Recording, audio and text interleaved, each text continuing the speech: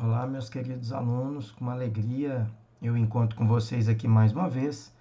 Hoje nós vamos tratar de um tema extremamente atual, que é a Guerra Fria, a propaganda, os principais conflitos, existentes dentro desse período, considerado como Guerra Fria, e tratar também do macartismo, que está também bastante atual, sobretudo aqui no Brasil. O movimento macartista se mostra bastante atualizado em razão de práticas governamentais, né? Então vamos lá, olha, a primeira coisa, né, a primeira eh, referência importante é falarmos aí dos antecedentes da Guerra Fria, e nós podemos citar com certeza o Tratado de Yalta e o Tratado de Potsdam, ou Conferência de Potsdam. No Tratado de Yalta, nós vamos ter aí algumas referências importantes, porque ele também foi conhecido como o Tratado da Crimeia. Aconteceu entre 4 e 11 de fevereiro de 1945. O Tratado de Yalta determinou o fim da guerra, da Segunda Guerra Mundial, e teve, entre outros fundamentos, dividir a área territorial do mundo pós-Segunda Guerra Mundial, em especial na Europa, né? Participaram desse tratado cerca de 700 conselheiros militares, e nós tivemos aí também a participação dos chamados três grandes, né?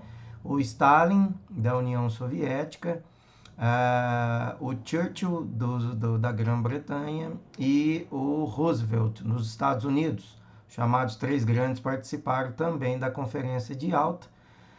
Nessa conferência se estabeleceu o fim do nazismo e do fascismo, se estabeleceu a divisão da Alemanha em 4 zonas, né? E essas 4 zonas ou áreas foi administrada, né, por 4 países. A Grã-Bretanha ficou num pedaço, os Estados Unidos em outro pedaço, a União Soviética em outro pedaço e a França em outro pedaço importante, né, da Alemanha. Nessa conferência de Yalta também, nós vamos ter a anexação, né, por parte da Polônia à União Soviética, que passou a controlar então o leste europeu. Essa conferência de Yalta também foi importante, porque marcou o início aí a criação da ONU, né? O Tratado de Potsdam, ele também é muito importante, porque ele vai estabelecer, ele é conhecido como Tratado de Potsdam ou Teherã. Ele aconteceu no Irã em 1943, né, de 28 de novembro a 1º de dezembro de 43. Ele estabeleceu aí alguns limites territoriais importantes. Os Estados Unidos, então, anexou a Estônia, a Lituânia e a Letônia, enquanto que a União Soviética anexou a parte, o leste ali da Polônia, né? E estabeleceu que a Alemanha deveria, então, pagar uma dívida aí de uma indenização por guerra, né? Pós-Segunda Guerra, de cerca de 20 bilhões, né, de dólares, tá certo? Então, esses dois tratados marcam o início aí da Guerra Fria. Já dentro da Guerra Fria, nós vamos ter a divisão, então, essa divisão bipolar do mundo. De um lado, nós vamos ter o capitalismo, representado sobretudo pelos Estados Unidos. Do outro lado, nós vamos ter o socialismo, representado, então, principalmente pela a União Soviética, né? De um lado, os Estados Unidos defendendo o capitalismo, a defesa da propriedade privada. Do outro lado, o socialismo defendendo a igualdade. De um lado, né, do lado capitalista, nós vamos ter o Plano Marshall, Colombo, a criação da OTAN, que significa exatamente a possibilidade de impedir que o comunismo pudesse crescer no mundo, né, e fortalecer os países do bloco da OTAN contra qualquer ameaça ou qualquer invasão, né, ou mesmo conflito bélico armado que pudesse ser patrocinado aí pelo lado socialista, né? Do lado do socialismo, nós vamos ter o Pacto de Varsóvia. O Pacto de Varsóvia vai estabelecer exatamente uma união dos países de orientação socialista contra o bloco da OTAN, né? Esse Pacto de Varsóvia criado aí a partir do Comecon, né? De um lado, Nós vamos ter a CIA, a polícia aí, né, voltada para o capitalismo e os Estados Unidos. Do lado socialista, a KGB, né? De um lado capitalista, a defesa da democracia, enquanto que do lado do socialismo nós vamos ter a criação, a defesa de um partido único, né? Dentro das disputas aí da Guerra Fria, gente, não foram só disputas políticas, né? Nós tivemos também disputas ideológicas, né? Essa principalmente, disputas espaciais, disputas esportivas, as Olimpíadas eram marcadas, né, por esses conflitos, disputas bélicas armadas, disputas econômicas e uma disputa enorme através da propaganda, que também tem um vínculo aí com a questão ideológica, né? A propaganda, então, dentro da Guerra Fria, né? Era aí uma propaganda de orientação maniqueísta, né? De expor o lado ruim do outro, né? Criticar o lado oposto, tanto a União Soviética criticando os Estados Unidos, referenciando aquilo que lá estava mal, mostrando exatamente os prejuízos e as consequências de uma orientação capitalista, e do lado contrário, os Estados Unidos, através da propaganda capitalista, com muito mais ênfase num dado momento e até os dias atuais. Não é à toa que boa parte do mundo demoniza socialismo e comunismo, né? Então isso já é a clareza, né, de que a propaganda maniqueísta estadunidense fez muito mais efeito, né, porque ela conseguiu necessariamente criar um terror, né, no que diz respeito ao socialismo e ao comunismo, e muitas pessoas, infelizmente, sequer entendem qual é o socialismo marxista e falam que aquilo que o Lenin, o Stalin, melhor dizendo, instalou na União Soviética, fosse necessariamente o comunismo ou o socialismo marxista, e nós que estudamos história sabemos que não, né? Então, essa propaganda maniqueísta é uma propaganda extremamente criada para destruir a imagem do outro, para estabelecer pontos negativos do outro e subir a soberba daquele que patrocinava a propaganda, né? Essa propaganda, então, do lado dos Estados Unidos, demonizava o comunismo, demonizava aí a ideia, né, estabelecia uma economia de mercado, pregava a ideia do individualismo, do liberalismo econômico, o luxo e, consequentemente, o conforto, demonstrava o conforto, o luxo que as pessoas viviam na orientação capitalista, né? E evidenciavam os problemas, né, ou os supostos problemas que o lado socialista vivia, né? Então, a propaganda da União Soviética ou do lado socialista sempre evidenciava a questão do coletivismo, da cooperação, né, da ajuda mútua, os princípios de igualdade, os quais nós já falamos ali atrás, e uma propaganda que evidenciava exatamente a questão do trabalhador, né, do papel do trabalhador, da importância do trabalhador, uma legislação que protegesse o trabalhador e desse uma vida digna ao trabalhador, à classe trabalhadora. No cinema, nós vamos ter também, né, uma disputa e uma propaganda ferrenha. Aliás, se chama Guerra Fria, né, gente? Exatamente porque nós nunca tivemos um conflito armado entre OTAN e Pacto de Varsóvia, né, ou entre Estados Unidos e União Soviética. Mas essa Guerra Fria, ideológica, midiática, né, ela aconteceu de modo intenso por mais aí de 30 anos. Então, do lado dos Estados Unidos, nós vamos ter o Rock 4, e do lado da União Soviética, o Moscou contra 007, né? Então, no Rock 4, nós vamos perceber, né, a ideia aí de que os Estados Unidos, Hollywood, cria exatamente esse filme mostrando que o lutador, né, estadunidense vai lutar na Rússia e demonstra a deslealdade, né, do lutador, do pugilista russo, e faz com que a própria torcida da União Soviética, a torcida russa, torça para o Rock, né, para o lutador, o pugilista americano, né? Então, o filme evidencia os traços marcantes dessa Guerra Fria. E Moscou contra 007 da mesma forma, mostrando aí a espionagem desse agente criado pelos Estados Unidos, né, através do cinema, de espionagem, né, de vinculado à CIA e, portanto, com um afã de destruir a União Soviética, enfraquecer o socialismo e buscar elementos que pudessem destruir ou tornar os Estados Unidos e o lado capitalista mais forte. Então, esses dois filmes marcaram de uma maneira intensa essa Guerra Fria, né? E todos, né, o cinema em geral trabalhava com essa ideia de autopromoção, né, de ambos os lados, ataque à imagem do outro, evidenciada de várias formas, através das cenas, né, através dos filmes que eram organizados. Tá aí as luvazinhas, né, que simboliza então o filme do Rocky 4, as luvas aí estadunidenses e as luvas de boxe da União Soviética, né?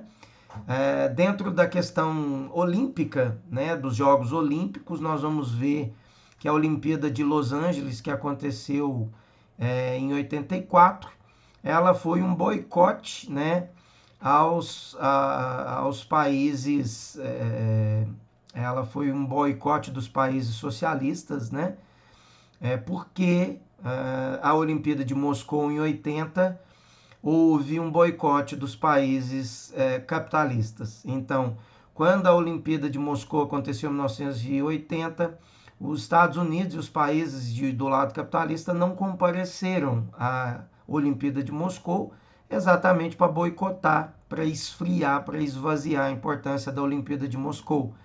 Quando aconteceu 4 anos depois a Olimpíada de Los Angeles, aconteceu aí dessa vez o boicote dos países socialistas à Olimpíada de Los Angeles, exatamente em resposta ao boicote feito por eles à Olimpíada de Moscou, né? Então, e até bem pouco tempo atrás, né, gente? Vamos lembrar que a disputa no quadro de medalhas era acompanhada diuturnamente, né? O lado socialista não queria ficar atrás de maneira nenhuma no quadro de medalha do lado capitalista, né? Então, Brasil, Estados Unidos e União Soviética, né, sempre disputavam. E hoje, de certa maneira, a gente ainda encontra relativamente essa disputa através dos Estados Unidos e China, né? Aqui a imagem representa o conflito, né, espacial, a guerra bélica. Nós vamos ter aí o homem que pisa a Lua, nós vamos ter a ação da NASA, né, e do outro lado nós vamos ter os Estados Unidos e toda que faz as primeiras viagens, estabelecendo, levando aí a primeira viagem tripulada, né, à Lua, tripulada ao espaço. Então, uma constante guerra, né, entre as duas nações, entre os dois países, demonstrando aquele que teria mais competência e habilidade para o domínio espacial. Nós temos aí uma série de comentários de que quando o homem pisa a Lua, a NASA pisa a Lua através aí dos Estados Unidos, de que aquela imagem teria sido criada, né? E que o homem, na verdade, não teria pisado a Lua, né? Que foi uma criação do próprio Estados Unidos, né? Então, esses conflitos e essas teorias aí da conspiração, elas permanecem até os dias atuais, né? Até hoje, a gente sabe que essas duas potências são aquelas que mais dominam a tecnologia em relação ao espaço, aos satélites e ao domínio, né, e tripulação de sondas, né, que vão a Marte, que vão a Júpiter, que transitam no espaço em geral. A tecnologia está entre os dois países, né, até os dias atuais. Então, o programa espacial soviético, olha, os soviéticos foram os primeiros a mandar o satélite Sputnik 1 ao espaço, né, em 4 de outubro de 57. A ação russa, né, foi interpretada pelos norte-americanos como um desafio e 4 meses depois os Estados Unidos colocaram o Explorador 1 em órbita, né? Seguiram aí os esforços para mandar os seres humanos em naves e para isso então eles foram feitos testes com animais, como a cachorra Laika em 1957, outros 2 cães, né, e camundongos em 1963. Os soviéticos eles se prepararam para transportar humanos ao espaço. Assim, o cosmonauta Yuri Gagarin, né, de 12 de abril de 61, pôde contemplar a Terra, mais além da órbita, tribulando, né, a nave Vostok 1. Depois de alguns anos, a União Soviética também enviaria a primeira mulher ao espaço, a Valentina Vladimonova, né? E 16 de junho de 63. Se os americanos, então, né, olhavam cada vez mais para a Lua, a União Soviética passou a se concentrar mais nas possibilidades de colonizar o espaço e foi feita, então, a primeira estação espacial, lançada em 1971.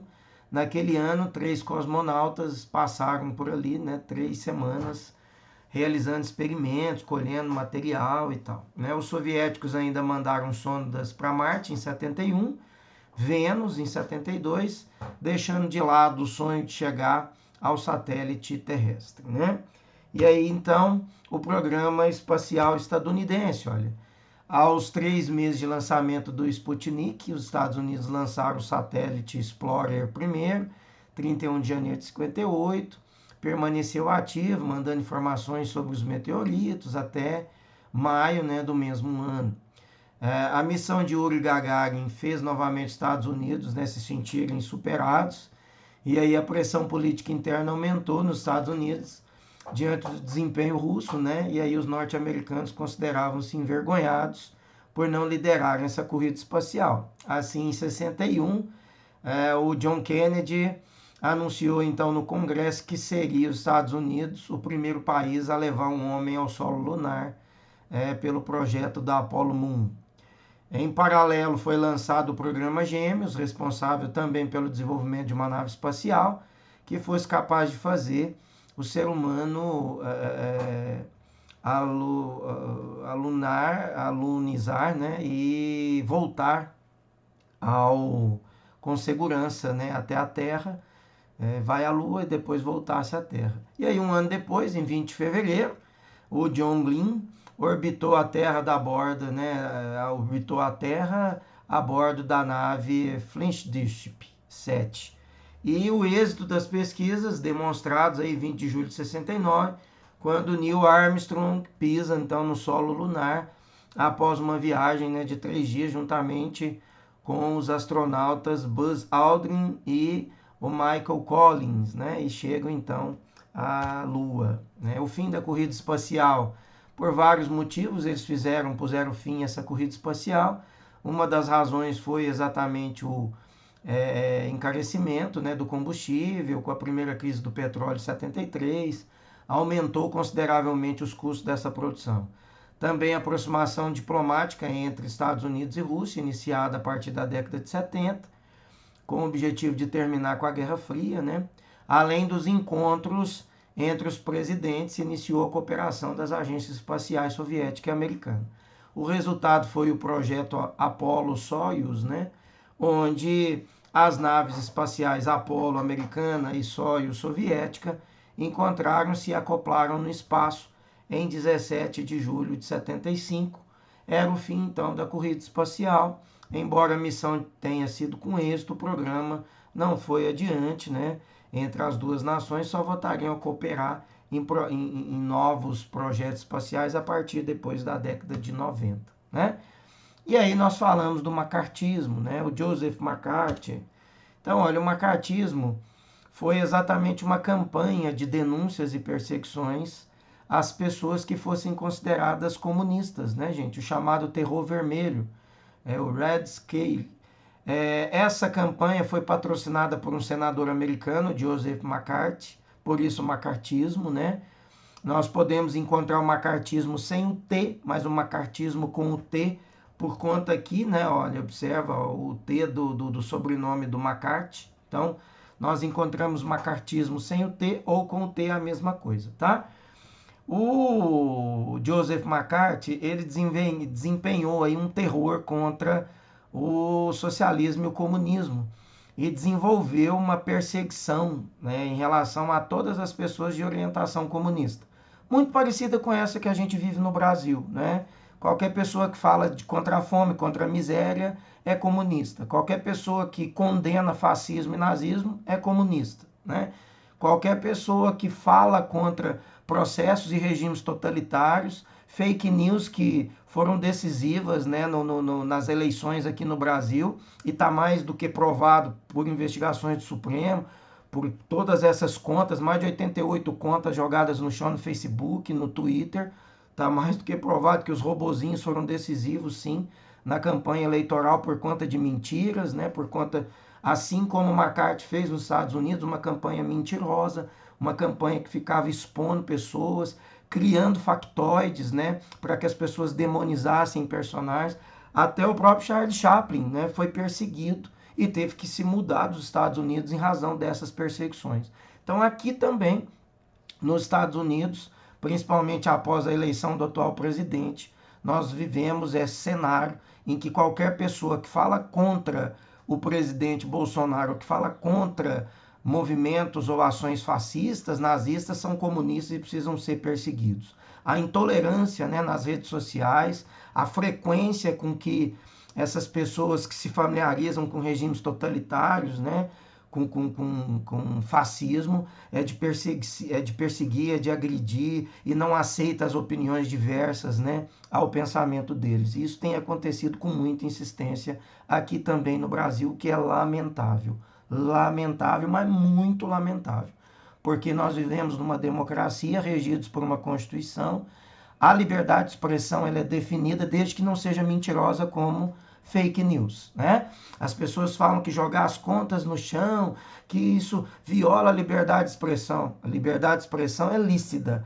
É lícita, ela é válida. A gente pode dar a nossa opinião em relação a qualquer órgão. Nós podemos dizer que o Supremo agiu errado, nós podemos dizer que o presidente é fascista ou que o presidente é... Podemos dizer sem nenhum problema. O que não pode é inventar notícias. O que não pode é colar nas pessoas e instituições informações falsas, né? A criação de memes que exaltam a liderança do presidente ou a liderança do político de orientação de extrema direita, assim como Donald Trump também fez nos Estados Unidos, e memes que vêm criar cada vez mais mentiras e aumentar ódio contra a esquerda, aumentar ódio contra partidos de orientação de centro-esquerda ou socialista, né? Porque comunismo no Brasil nós não tivemos especificamente, né?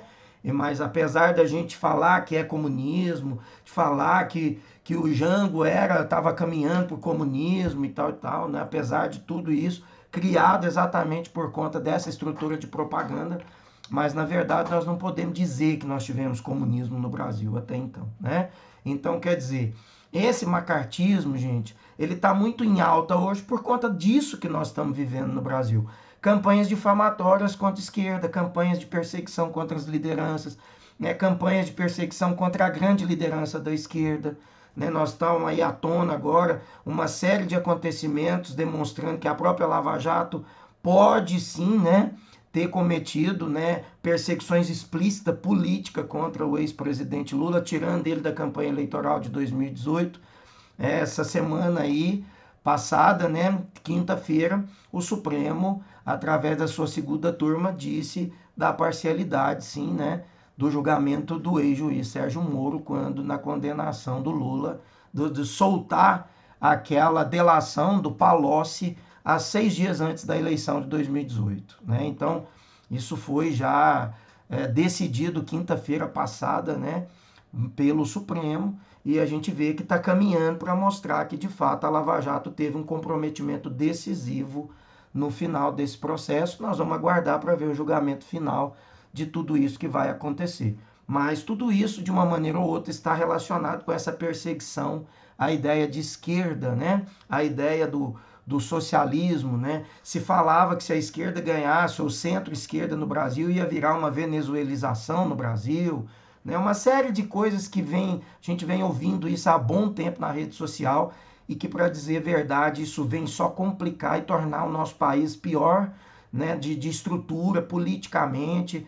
Nós estamos perdendo tempo com esse tipo de coisa, enquanto nós estamos vendo desmonte, né, de empresas nacionais, a entrega, né, ao sistema financeiro, o corte de recursos, né, em políticas públicas importantes e o privilégio em políticas liberais, aí, neoliberais, que vem cada vez mais piorando e agravando a condição de vida da classe média da classe mais baixa no Brasil, tá? Então, o modelo, né, do McCarthy foi copiado e foi disseminado para outros países, né? A caça às bruxas, então, aos chamados comunistas, né? Por 7 anos isso aconteceu intensamente. Vocês estão vendo aí, ó, no slide as fotos das pessoas que foram perseguidas, né, pelo macartismo. Entre eles está aqui, ó, o nosso famoso Charlie Chaplin, que teve que mudar dos Estados Unidos e ir para a Inglaterra, né, porque ele não aguentava a perseguição, né, dentro dos Estados Unidos por conta da criação do macartismo e de toda a propaganda, né, que vinha o tempo todo disseminar ódio, perseguição contra o que na concepção dessas pessoas era comunismo, eram defensores de socialismo, né? O que acontece também nos dias atuais aqui no Brasil. Nós temos aí o casal, né? O Julius e a Ethel Rosenberg, que foram também extremamente perseguidos, né? A época das listas negras, né? Das delações e dos rumorosos processos, né? Redundou então na execução desse casal judeu, porque falavam que eles estavam pegando coisa nos Estados Unidos, né? Eram informantes e passando lá para a KGB e passando para a União Soviética. Portanto, esse casal foi condenado, foram executados, né? Durante aí a campanha do macartismo, a que ponto se chegou, né? Então, as atividades do comitê, né, prosseguiram até que a onda de escândalos atingiu aí figuras de destaque do Exército, né? Em dezembro de 1954, o Senado censurou publicamente o Joseph McCarthy, que, desmoralizado, ele teve que encerrar sua carreira política, né? Felizmente, o Joseph McCarthy encerrou a carreira política de tanto mal que ele fez à humanidade desenvolvendo esse tipo, né, disseminando ódio, disseminando movimentos extremistas, né, de extrema direita como fascismo, perseguindo pessoas que simplesmente defendiam direitos dos pobres, né, defendiam liberdade, defendiam questões voltadas à fome, ao combate da fome e da miséria. E onde que está o problema em defender pobre, gente? E onde que está o problema em defender uma vida igualitária? Isso nunca foi, por si só, defender os pobres, defender a aplicação de recursos para o combate à fome, à miséria, à desigualdade, defender por direitos trabalhistas. Isso nunca foi comunismo, isso nunca foi socialismo. Isso é uma questão de humanidade, né? É uma questão de defesa da vida, né? É até evangélico para aqueles que gostam de conjugar esse tipo de discurso, né, com a questão da família, com a questão da moral, com a questão, né, do cristianismo. Então, se somos cristãos, os que defendem de fato o evangelho de Jesus Cristo deveriam estar a favor da vida, deveriam estar a favor do combate à fome e à miséria, né? E não defendendo fascismo, defendendo movimentos de extrema direita que ficam aí perseguindo homossexuais, perseguindo pessoas que defendem o combate da fome e da miséria, né? E isso aconteceu com o macartismo e está ainda no Brasil extremamente atual, né? As delações então de Sartre, né, o famoso filósofo aí do existencialismo, sobre a execução do casal Rosenberg, que eu acabei de dizer para vocês, né? Ele disse, tá aí em vermelhinho, acompanhe comigo, olha. Vocês americanos são coletivamente responsáveis por esse assassinato. Alguns por o terem patrocinado, né? Igualzinho tem fake news sendo patrocinada aqui por grandes empresários, né? Igual tem gente patrocinando manifestação rua falando que é espontânea, mas estão patrocinando golpes contra a democracia, patrocinando manifestações que falam em fechar Congresso e em fechar Supremo, né? E patrocinado com dinheiro de grandes empresários. Isso aconteceu também na década de 64. O golpe civil-militar em 64 ele foi patrocinado por grandes empresas no Brasil. Basta abrir os livros de história e ler, né? Então isso também, falar, por terem patrocinado e o restante por terem consentido, né? Vocês permitiram que os Estados Unidos se tornasse um berço de um novo fascismo. Não estaria o Brasil também se tornando um berço desse novo fascismo? essa abertura, né, de um órgão dentro do Ministério da Justiça contra a Constituição Federal para investigar pessoas e movimento antifascismo dentro do serviço público no Brasil, vocês acham que isso é lícito, gente? Vocês acham que isso é correto? Ressuscitar um órgão como o SNI, que era o Serviço Nacional de Informação, para ter um dossiê de pessoas que são contra o fascismo? Quem é democrático vai ser contra o fascismo, gente. Então, todos que são democratas, que são contra o fascismo, é porque defendem a democracia. Quer dizer, um órgão dentro do Ministério da Justiça foi criado, né, a mando do governo brasileiro para investigar, para ter um dossiê, sobretudo de funcionários públicos, professores, universitários, são pessoas que, segundo a concepção desse órgão, são antifascistas e precisam ser eliminados. Vocês estão vendo como que está estampado com o macartismo? Vocês estão vendo como que o fascismo no Brasil também está bastante disseminado? Movimentação de gente que fica soltando fogo, né, lá no Supremo, falando que tem que fechar. Por mais que a democracia seja um erro, gente, ainda assim ela é infinitamente superior e melhor do que qualquer movimento totalitário, de que qualquer golpe militar, do que qualquer movimento de tortura, de fome, de miséria, calar a voz das pessoas, enquanto um grupo de privilegiados ficam sugando, né, a estrutura pública, e isso já aconteceu, a história já revelou, não é? Então, é exatamente a atualidade do macartismo hoje, né, falando nas palavras do Sartre, a gente vê como que hoje em outros países, Estados Unidos, com o Trump, aqui no Brasil também, nós estamos caminhando para esse novo fascismo, né?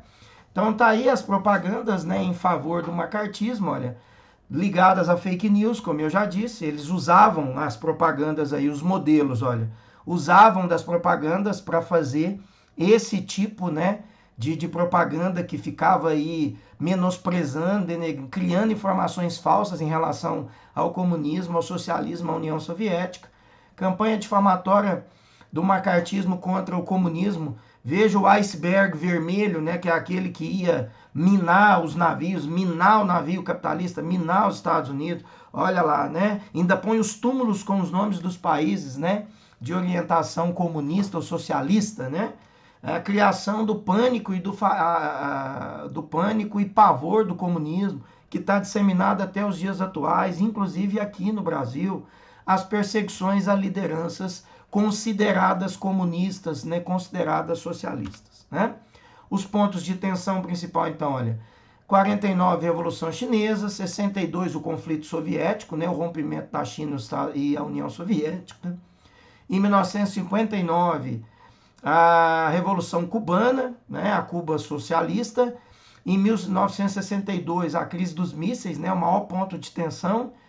Em 1956, a insurreição húngara. Em 1968, a Primavera de Praga. Em 1960, 1975, a Guerra do Vietnã. Em 1961, a construção do Muro de Berlim, a exigência, né, soviética dividindo as duas alemãs ao meio, oriental e ocidental, né? E aí nós chegamos ao final, então. Eu espero que essa revisão importante e atualíssima, né, tomem muito cuidado exatamente com o tema do macartismo, né, para o vestibular desse ano, porque tudo indica que pode haver questões por conta do processo que nós estamos vivendo, principalmente aqui também no Brasil. Espero que tenham gostado. Um grande abraço, até a próxima.